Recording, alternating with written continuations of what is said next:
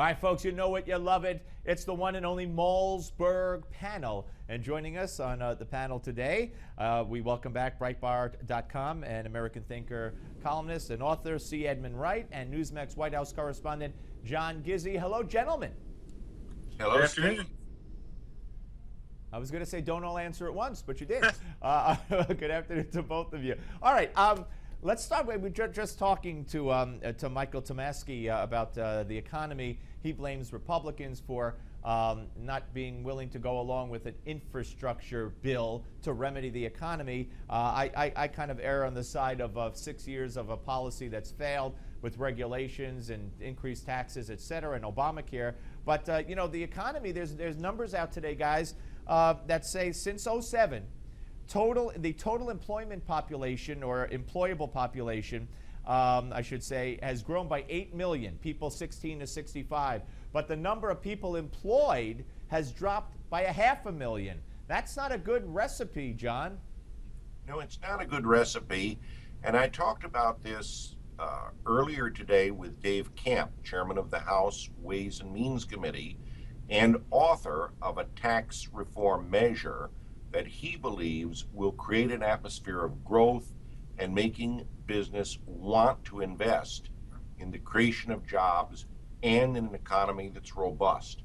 Right now, given the regulations that are on the books, as well as the fear of the unknown for our economy and the pessimism, they're just not investing. And one thing he points out is so much of the laws related to taxes that give incentive to business are temporary. Just tomorrow, the Ways and Means Committee will vote on making 6 tax credits that are temporary, giving them an extension for another year, including one for research and development. That's no way to run a business. It's no way to run an economy. Edmund? Yeah, I have no disagreement with John at all on that. In fact, I would say that the Daily Beast had an article yesterday or day before, a left-leaning publication, obviously. They were talking about a book that talks about how it's the government bureaucracy that is destroying the country. It's killing it's killing jobs. It's killing the economy.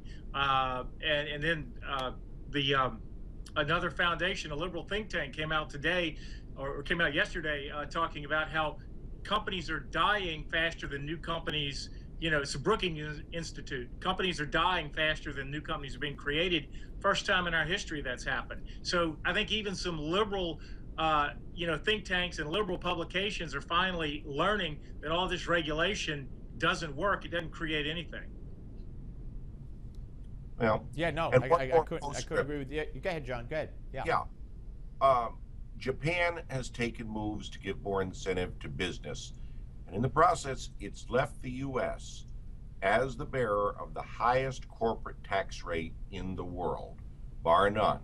Now, whenever you lower the corporate tax rate, as we did in the 80s when it was one of the lowest of any Western industrial democracy, the result is a robust creation of jobs. Canada has maintained a policy of a lower tax rate as well as fiscal prudence for 8 years under Jim Flaherty, the beloved finance minister who just died 3 weeks ago and whom Newsmax memorialized. Canada, every Canadian taxpayer now has $3,200 more in his or her pocket per year than they did 8 years ago. These are policies that work. Yeah, and it's certainly. Go ahead, Edmund. Yeah, I would say I agree with the taxes, but I think even more important than the tax policy are the regulations. It's the regulations that strangle business development.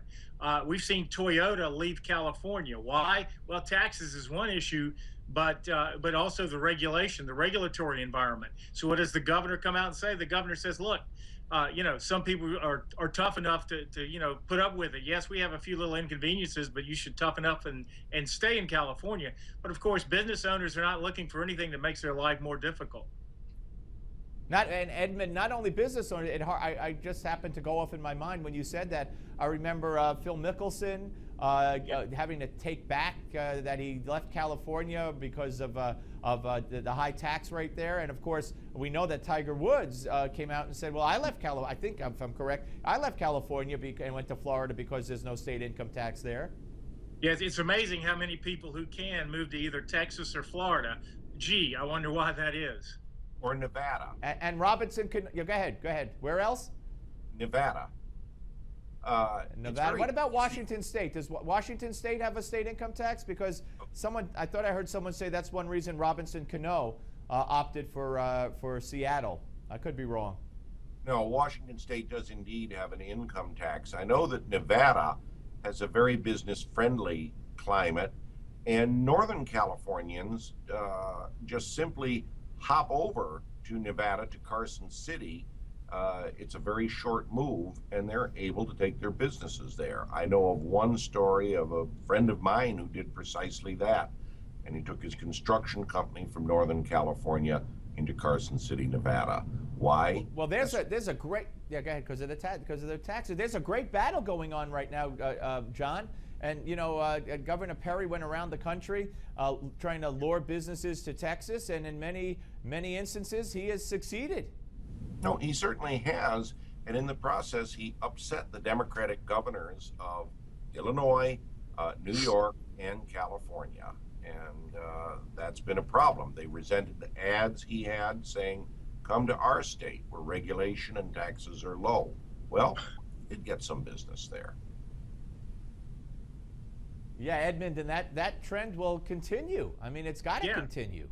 Well, it does. We saw there was a poll out last week that said 50% of everyone in Illinois wants to get out, and it was close to 50% in Connecticut and Delaware, I think.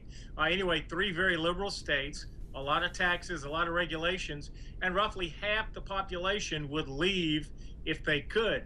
That's not Rick Perry's fault. These states are doing it to themselves. Yep. All right, folks, we're going to come back.